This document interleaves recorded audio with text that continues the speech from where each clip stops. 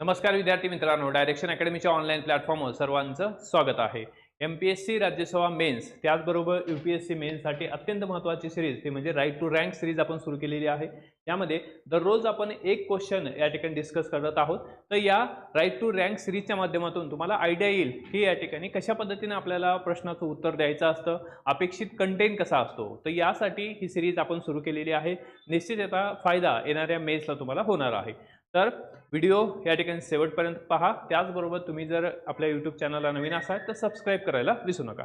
चला, तर आजच्या ह्याच्यामध्ये आपण पॉलिटीचा एक क्वेश्चन घेणार आहोत, PYQ, जो या ठिकाणी UPSC मध्ये ऑलरेडी विचारलेला आहे. तर PYQ आपण इथं पाहणार आहोत. तर क्वेश्चन आहे, the Supreme Court of India keeps a check on arbitrary power of the parliament in amending the constitution. Discuss critically. आता इथं काय म्हटलेलं आहे मराठीमध्ये जर पाहिलं तर भारताचे सर्वोच्च न्यायालय संविधानामध्ये दुरुस्ती करताना संसदेला मिळालेल्या मनमानी अधिकारावर नियंत्रण ठेवते. ओके, चिकित्सक चर्चा करा. ओके, म्हणजे या ठिकाणी डिस्कस क्रिटिकली. आता हा प्रश्न ऑलरेडी UPSC मध्ये विचारलेला आहे. यामध्ये आपल्याला या ठिकाणी इंट्रोडक्शन देत असताना एक लक्षात ठेवायचं आहे की आपल्याला या ठिकाणी इंट्रोडक्शन जे आहे ते या ठिकाणी टू द पॉइंट असणं गरजेचं आहे. ओके, म्हणजे याचा जो काही मेन क्रक्स आहे. आता यामध्ये या ठिकाणी अमेंडेबिलिटी विचारलेली आहे की संसदेला काय आहे, तर संसदेला घटना दुरुस्ती करण्याचा अधिकार आहे. परंतु यामध्ये विचारलेला आहे आर्बिट्ररी पॉवर, संसदेची मनमानी जी काही पॉवर आहे, अधिकार आहे, त्यावर या ठिकाणी सर्वोच्च न्यायालय नियंत्रण ठेवू शकतं. आणि यामध्ये सुद्धा काय आहे, क्रिटिकली अनालिसिस हा प्रश्न विचारलेला आहे. यामध्ये सुरुवात करत असताना या ठिकाणी आपण असं लिहिणं गरजेचं आहे की संविधानातील आर्टिकल 368, ओके, या ठिकाणी संविधानातील आर्टिकल 368 नुसार काय आहे, तर संसदेला 368 नुसार काय आहे, संसदेला संविधानामध्ये बदल करण्याचा अधिकार आहे. ओके, आणि हा बदल जो आहे तो या ठिकाणी दोन प्रकारे करता येतो. त्यासाठी एक तर आहे विशेष बहुमत, स्पेशल मेजॉरिटी आहे. दुसरं या ठिकाणी आहे की स्पेशल मेजॉरिटी प्लस 50% राज्यांचं कन्सर्न, म्हणजे साधी बहुमत. ओके, अशा प्रकारे या ठिकाणी काय आहे की संविधानामध्ये दुरुस्ती करता येते. परंतु संविधान हे जे आहे किंवा या ठिकाणी संसद ही जे आहे, संसद हे काय आहे, कायदेमंडळ आहे. त्यांचं काम आहे कायदे तयार करणे किंवा संविधानामध्ये चेंजेस करणे. Okay, according to 368. ओके, तर 368 काय आहे, या ठिकाणी कॉन्स्टिट्यूशनल अमेंडमेंट आहे. संविधानामध्ये आपल्याला जर बदल करायचा असेल तर 368 चा वापर केला जातो. आता हे जो वापर आहे हे संसद करतं, म्हणजे त्यांनी कायदेमंडळ करतं. मग कायदेमंडळावर या ठिकाणी नियंत्रण ठेवण्याचं काम कोणाचं आहे, या ठिकाणी सुप्रीम कोर्ट किंवा हायकोर्ट, म्हणजेच या ठिकाणी न्याय व्यवस्थेचं या ठिकाणी काम आहे. न्याय व्यवस्था यावर या ठिकाणी नियंत्रण ठेवते. मग आपल्याला सुरुवातीला इंट्रोडक्शन मध्ये काय आहे, 368 काय आहे, या ठिकाणी की 368 नुसार आपल्याला संविधानामध्ये बदल करता येतो. त्याचबरोबर कायदेमंडळावर नियंत्रण करण्यासाठी काय आहे, या ठिकाणी न्यायमंडळ आहे, न्याय व्यवस्था आहे, हे लिहिणं गरजेचं आहे. आता पुढे गेल्यानंतर आपल्याला या ठिकाणी आता आपल्याला काही केसेसचा इथं संदर्भ घेणं गरजेचं आहे. पहिली जी महत्त्वाची केस आहे ती म्हणजे काय आहे, या ठिकाणी 1973 ची. ओके, कोणती केस आहे, केशवानंद भारती केस. ओके,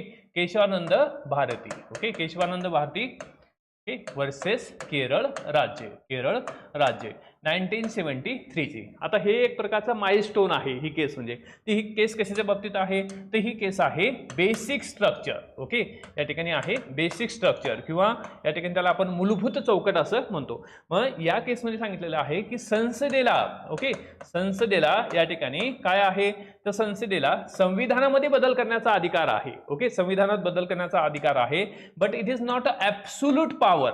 ओके, तर या ठिकाणी ही कशी नाही पॉवर, या ठिकाणी ॲब्सोल्यूट पॉवर नाही. ओके, निरपेक्ष या ठिकाणी पॉवर नाही, किंवा ही जी काय आहे ही एक प्रकारची आर्बिट्ररी किंवा मनमानी अधिकार या ठिकाणी असणार नाही.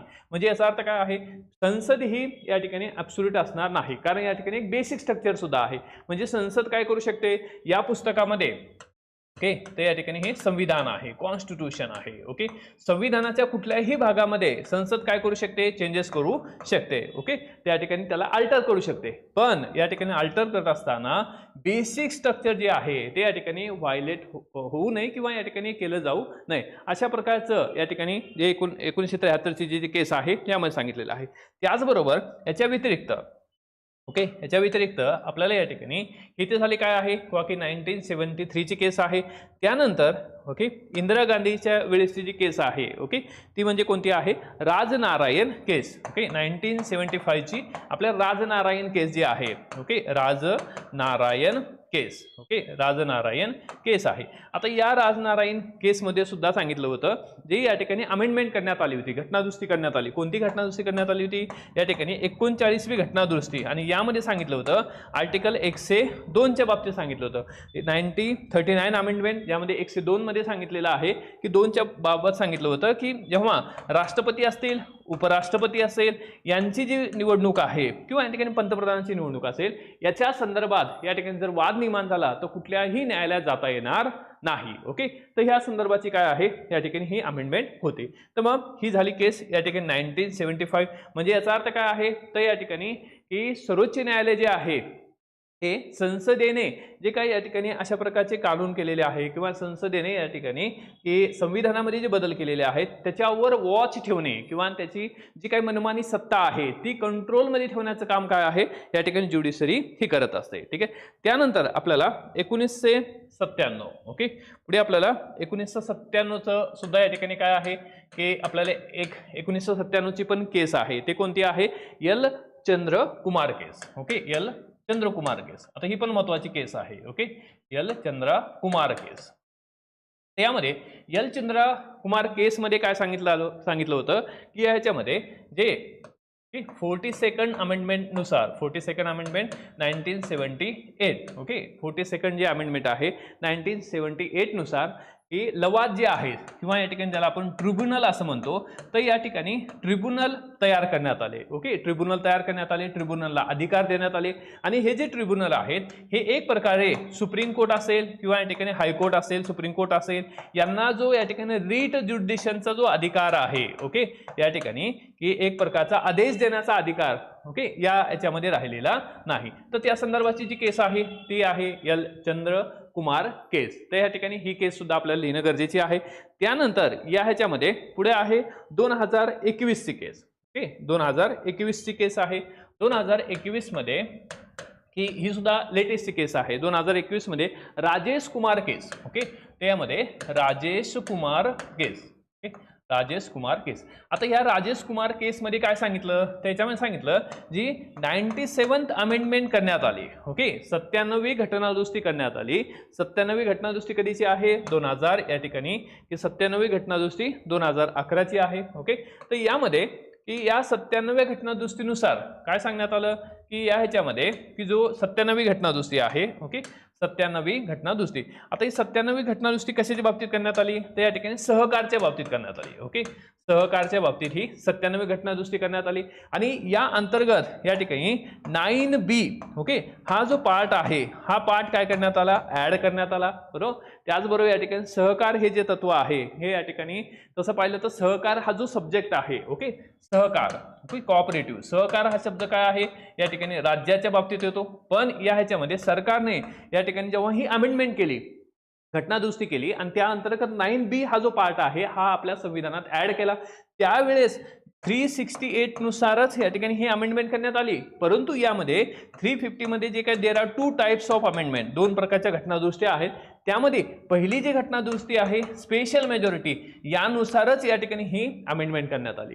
ऍक्च्युअली काय आहे तर या ठिकाणी सहकार हा जो सब्जेक्ट आहे हा कशाचा आहे, राज्याचा आहे. म्हणजे याचा अर्थ काय आहे 362 मधील या ठिकाणी जो काही स्पेशल मेजॉरिटी विथ 50% राज्याचं कन्सर्न यानुसार काय असणं गरजेचं आहे, ही अमेंडमेंट करणं गरजेची आहे. ती ही झाली राजेश कुमार केस. ओके, तर अशा प्रकारे या ठिकाणी किंवा की आपल्याला हे उत्तरामध्ये लिहिता येतं की जे काही संसदेचं मनमानी किंवा आर्बिटरी पॉवर ज्याला आपण म्हणतो त्यावर कंट्रोल करण्याचं काम जे आहे हे ज्युडिशरी करत असते. आता यावर आपल्याला या ठिकाणी टीका पण विचारलेली आहे. ओके, मग टीका करत असताना या ठिकाणी की एक टीका. आता याच्यामध्ये क्रिटिकली डिस्कस सुद्धा आहे, बरोबर. तर टीका करत असताना महत्त्वाचा मुद्दा काय आहे, संविधान हे जे आहे, ओके, संविधान हे काय आहे, डायनामिक आहे, बरोबर. परिस्थितीनुसार काय आहे ते चेंज करणं सुद्धा गरजेचं आहे. इव्हन डॉक्टर बाबासाहेब आंबेडकर यांनी सुद्धा सांगितलेलं आहे की परिस्थितीनुसार आपल्याला काय आहे, संविधानामध्ये चेंजेस करणं गरजेचे आहे. त्याचबरोबर या ठिकाणी हे किंवा की संविधान हे बदल करणं हे गरजेचेच आहे, परिस्थितीनुसार बदल करणं गरजेचं आहे. दुसरं या ह्याच्यामध्ये की जी काही अकाउंटेबिलिटी आहे, ओके, न्यायिक अकाउंटेबिलिटी किंवा या ठिकाणी न्यायिक जबाबदारी, ओके, जबाबदारी, न्यायिक जबाबदारी किंवा या ठिकाणी ज्याला आपण एक प्रकारे रिस्पॉन्सिबिलिटी म्हणू किंवा न्यायिक उत्तरदायित्व म्हणू, ओके, जबाबदारी किंवा उत्तरदायित्व, ओके. तर हे जे आहे हे या ठिकाणी न्यायव्यवस्थेवर कुठल्याही प्रकारचं उत्तरदायित्व नाही, ओके. म्हणजे याचा अर्थ काय आहे, तर या ठिकाणी उत्तरदायित्व कोण असणार आहे, संसद ही उत्तरदायी आहे, ओके. पार्लमेंट ही काय आहे, या ठिकाणी उत्तरदायी आहे. तर मग एक प्रकारे टीका ही केली जाते की न्याय व्यवस्थेकडे अकाउंटेबिलिटी ही जी आहे झिरो आहे, कुठल्याही प्रकारची अकाउंटेबिलिटी नाही. म्हणजे याचा अर्थ काय आहे, रिस्पॉन्सिबिलिटी जी आहे ही संसदेवर येणार आहे. त्याचबरोबर या ठिकाणी ही जी मूलभूत चौकट आहे, बेसिक ज्याला आपण या ठिकाणी स्ट्रक्चर म्हणतो किंवा या ठिकाणी मूलभूत चौकट म्हणतो, ती जी आहे ती या ठिकाणी आपल्या संविधानात कुठेही डिस्कस करण्यात आलेली नाही, ओके. बेसिक स्ट्रक्चर किंवा मूलभूत चौकट. मग ही जी आहे ही काय आहे, या ठिकाणी हे कोण डिफाईन करतं, हे सुप्रीम कोर्ट डिफाईन करतं, न्यायव्यवस्था डिफाईन करते. आणि हे जे आहे हे परिस्थितीनुसार या ठिकाणी हे चेंज होत असतं. त्यामुळे काय आहे तर या ठिकाणी कुठल्याही प्रकारचं फिक्स डेफिनेशन नाही, कुठल्याही प्रकारच्या फिक्स बाबी या बेसिक स्ट्रक्चरमध्ये येत नाही. त्यामुळं या ठिकाणी की हे एक प्रकारचं काय आहे की एक प्रकारे किंवा जे संसदेवर एक प्रकारचं या ठिकाणी ओव्हर ज्युडिशरियम ज्याला आपण म्हणतो किंवा त्यालाच आपण या ठिकाणी या सगळ्या गोष्टीला काय आपण म्हणतो, शब्द वापरायचा आहे आपल्याला, तो म्हणजे न्यायिक सक्रियता, ओके, किंवा या ठिकाणी अतिसक्रियता सुद्धा म्हणू शकतो, ज्युडिशियल ऍक्टिव्हिजम, ओके, किंवा ज्युडिशियल ओव्हर ऍक्टिव्हिजम हा शब्द सुद्धा आपल्याला लिहिता येतो किंवा न्यायिक सक्रियता हा शब्द लिहिणं गरजेचं आहे. तर आपल्याला काय दिसते इथे, न्यायिक सक्रियता किंवा अतिसक्रियता आपल्याला दिसते. जसं या ठिकाणी एक्झाम्पल आपल्याला देता येतं 97th अमेंडमेंट, ओके, नाही सॉरी 97th अमेंडमेंट नाही, 99th अमेंडमेंट, ओके. एक 99वी घटना दुरुस्ती. या 99व्या घटना दुरुस्तीला काय करण्यात आलं, या ठिकाणी सर्वोच्च न्यायालयानं काय ठरवलं, खारिज ठेवलं किंवा या ठिकाणी रद्द ठरवलं. का, कारण या अंतर्गत या ठिकाणी नॅशनल ज्युडिशियल अपॉइंटमेंट कमिशन तयार करण्यात आलं होतं. आणि हे या ठिकाणी एक प्रकारे काय आहे की संसद म्हणजे संसदेने केलेला कायदा हा आमच्यावर काय आहे, एक प्रकारचं किंवा की जे सेपरेशन ऑफ पॉवर आहे, इथं सेपरेशन ऑफ पॉवर पण लिहिणं गरजेचं आहे मित्रांनो. तो म्हणजे काय आहे, आर्टिकल 50 आहे, ओके. त्या ठिकाणी एक्झिक्युटिव्ह अँड या ठिकाणी ज्युडिशरी काय आहे ते या ठिकाणी सेपरेट असणार आहे. They have their own power आणि शुड नॉट बी इंटरफेअर, म्हणजे या ठिकाणी कुठल्याही प्रकारचं एकमेकांमध्ये इंटरफेअर करणार नाहीत.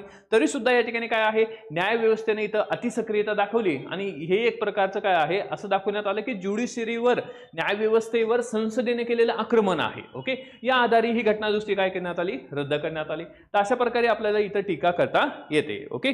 परंतु शेवटी जेव्हा तुम्ही कन्क्लुजन करत असता, जेव्हा या ठिकाणी त्याचा समारोप करत असता, तेव्हा या ठिकाणी क्रिटिकली अनालिसिस जरी असलं तरी या ठिकाणी आपल्याला पॉझिटिव्ह वेनं त्याला या ठिकाणी काय करणं गरजेचं आहे, कन्क्लुजन करणं गरजेचं आहे. मग आता पॉझिटिव्ह वेनं कसं येता येतं, संसद आणि न्यायपालिका हे जे आहेत हे यांच्यातील संतुलन राखणे, ओके. संसद आणि न्यायपालिका, ओके, संसद आणि न्यायपालिका या दोघांमध्ये काय असणं गरजेचं आहे, या ठिकाणी संतुलन असणं किंवा या ठिकाणी या दोघांमध्ये काय असणं गरजेचं आहे, या ठिकाणी संतुलन असणं गरजेचं आहे, ओके. त्याचबरोबर या दोघांमध्ये काय आहे, या ठिकाणी एक वेगळं या ठिकाणी दोघांमध्ये काय आहे, समन्वय असणं गरजेचं आहे, दोघांमध्ये संतुलन असणं गरजेचं आहे. कारण काय आहे, या ठिकाणी हे लोकशाहीचं बळ आहे किंवा लोकशाहीचे महत्त्वाचे स्तंभ आहेत, ओके.